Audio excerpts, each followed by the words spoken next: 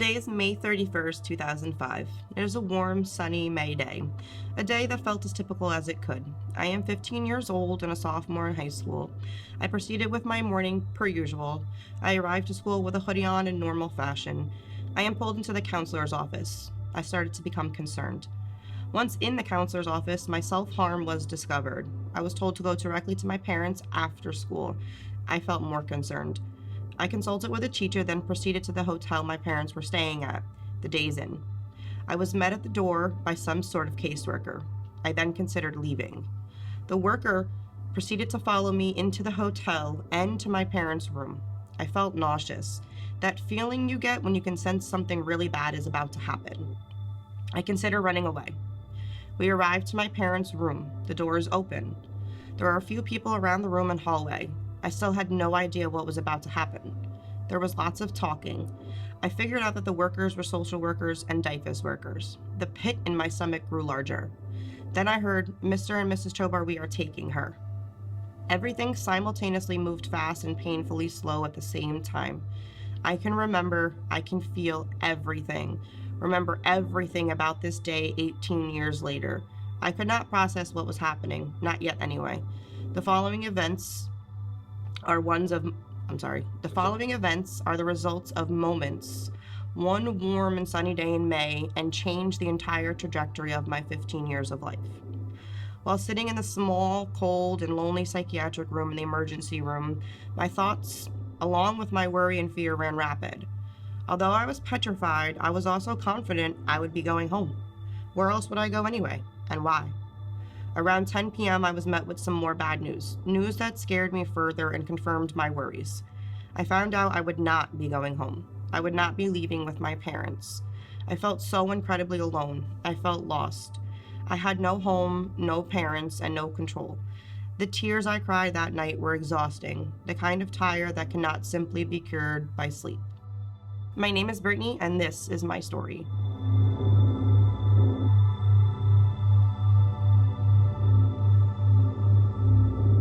At 1 a.m. on June 1st, 2005, I arrived at a psychiatric hospital, confused, scared, and alone. I was brought there by ambulance, and as many of my memories, I can remember my intake process in detail. I was brought into the facility, and I had to take a slightly long walk to the adolescent unit. Passing all other units, the sounds, the smells, each unit brought me more fear. Once to the adolescent wing, I was taken to a room where they took all of my clothing and personal items and gave me hospital clothes. I was body searched. It felt so wrong at 15 years old for this to be happening to me. Why was this happening to me? I was then brought into the girls' wing, taken into a room where a stranger was sleeping, and left there. I curled up in my bed, scared for my life, so confused with so many questions. I was completely out of tears at this point. I lay there feeling numb throughout the entire night. I was later discharged to a foster care placement after approximately 2 weeks. I was at this placement for 2 weeks before I began self-harming, self-medicating, and I was readmitted.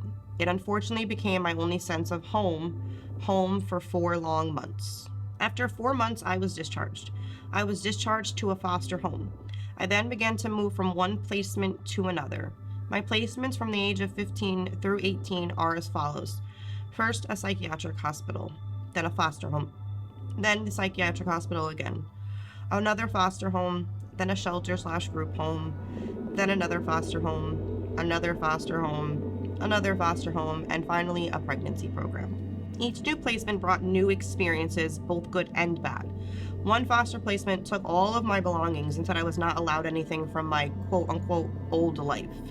I was put into high-stress situations and not properly supervised. I was not eating properly, I was barely sleeping, partying all the time, using drugs and alcohol, and I ended my stay here after an overdose and self-harm. My stays at the psychiatric hospital were hard to describe. I hated and loved being there. On one hand, I had consistency. I knew what each day would bring. On the other hand, I was slightly losing my sense of normalcy on the outside. I was exposed to so many things I doubt I would ever have experienced if not there. The people and their story, their experiences, and mine will always be with me. From rape and incest to severe drug use and abandonment and self-harm, these people made me feel as if I belonged. The marks on my body were no longer scary here. The outbursts, fights, and lockdowns were all just background noise. The recreation times, phone times, meal times, and visiting times, and quiet times all just began to feel like jail. There were good days with laughter and smiles, and there were really bad days with tears and blood. This place gives you an appreciation for things you never knew you took for granted. From being able to write with a pen to having shoes with laces, you start to ask yourself, how is this any better than the hell that I have come from? Another foster home brought new challenges. I was classified as emotionally disturbed while in the psychiatric hospital. This made me feel embarrassed and stigmatized. This made it hard for me to get into local schools. I stopped going to school. This made me feel defeated and like a failure. I went to a day program instead. This made me feel alone and different. I had my own room, a cat, a dog, the house was beautiful, and there was even a jacuzzi. The fosters were strict but kind. This made me want to try opening myself up. However, this is where missing my family and my life really hit me hard. It was like my heart felt hollow. I continued to miss school. I desperately wanted to remember to know what being a teenager was. I ended my stay here due to my schooling issues. I yet again felt like a failure. For some reason, with each new removal, I felt like I had done something wrong. Like these people and these places didn't want me. Nobody wanted me, and I felt unloved. The shelter, the group home, both names sounded horrific to me. They sounded like homes for unwanted children, for the delinquent youth. I was so scared. I had to adjust very quickly in this new environment, the new rules and new expectations. I felt overwhelmed. I grew increasingly hopeless and depressed. I began going to school in a small section of our recreation room. The class was all age groups and very much general education. I was an honor roll student, a college prep student. I had aspirations of going to college. I felt so cheated, as if my opportunities were unfairly ripped away from me. A piece of me wanted to try harder, and another piece of me wanted to just give up. I have a hard time looking back on this time and this place and remembering any good moments.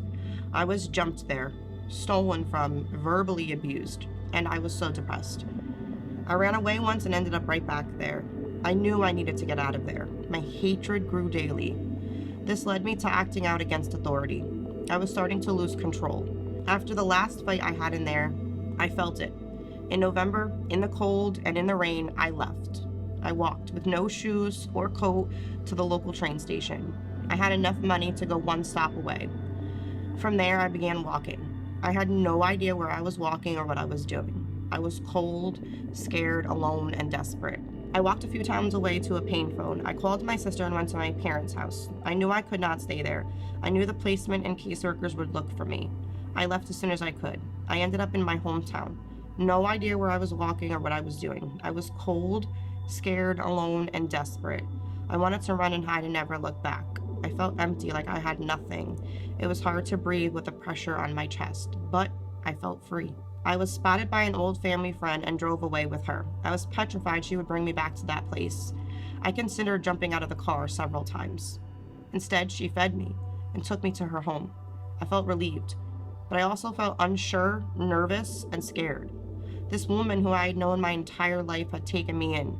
For a moment, I felt like I might have had a chance.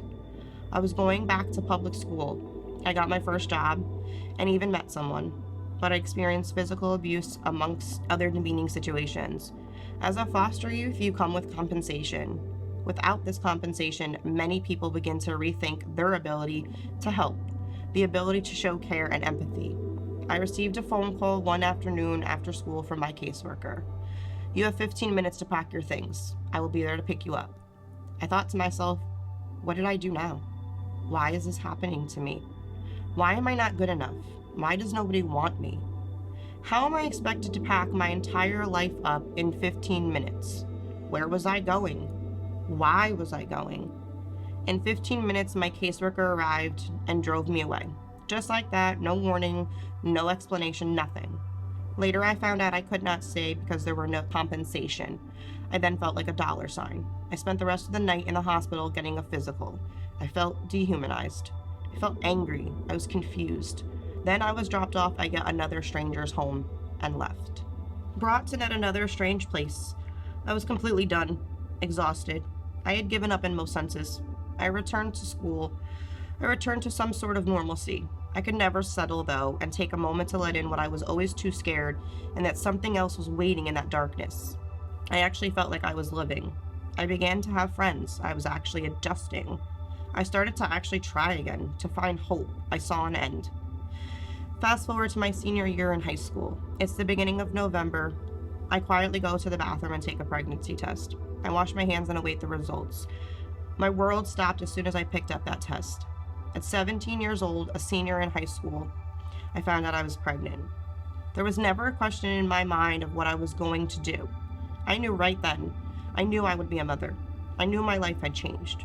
But I also knew I was being given an opportunity that my parents never were.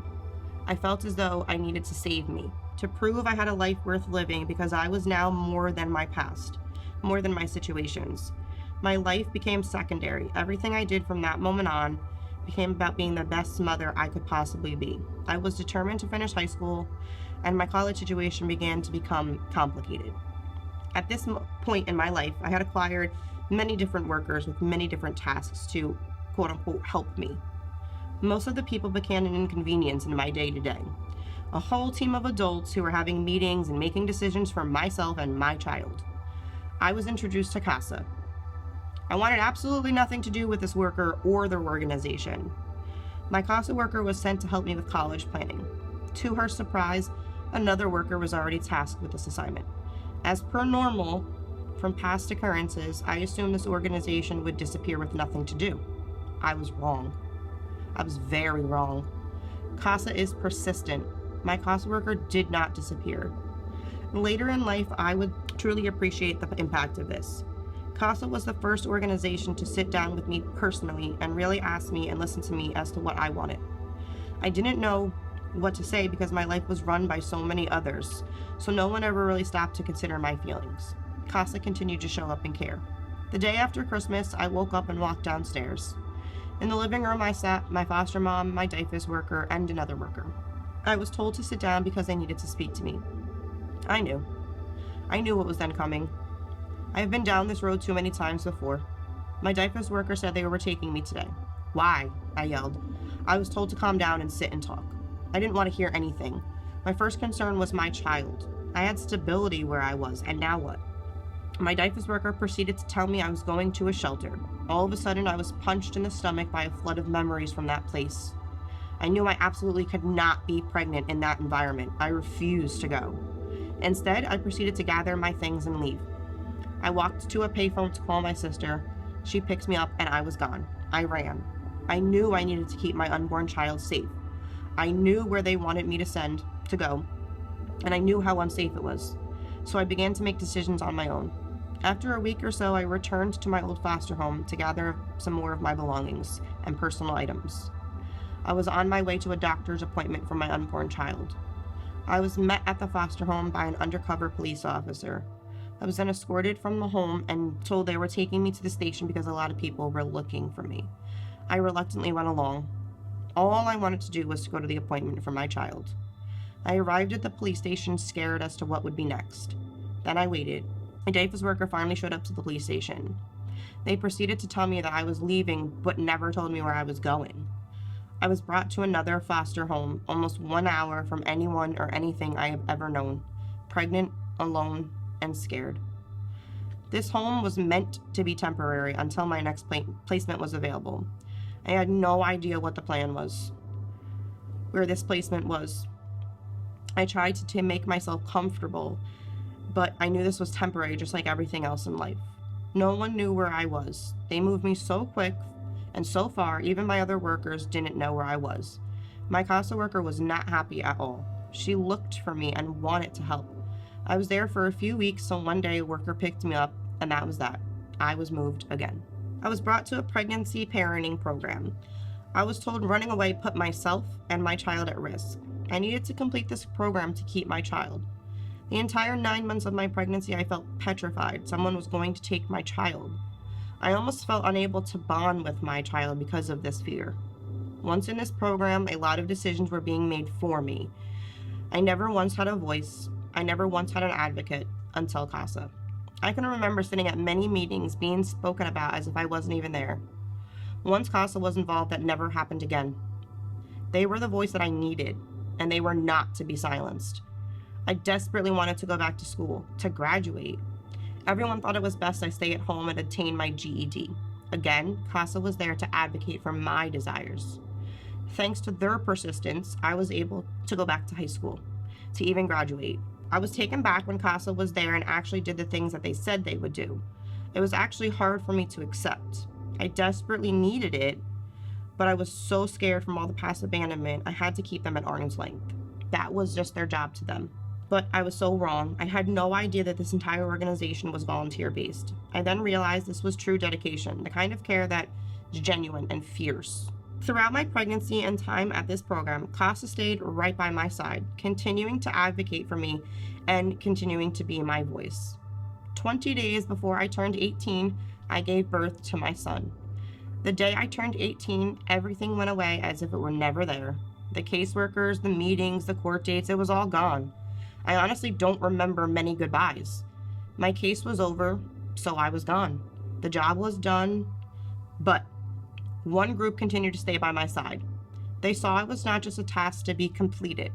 Our relationship was not that of client and caseworker.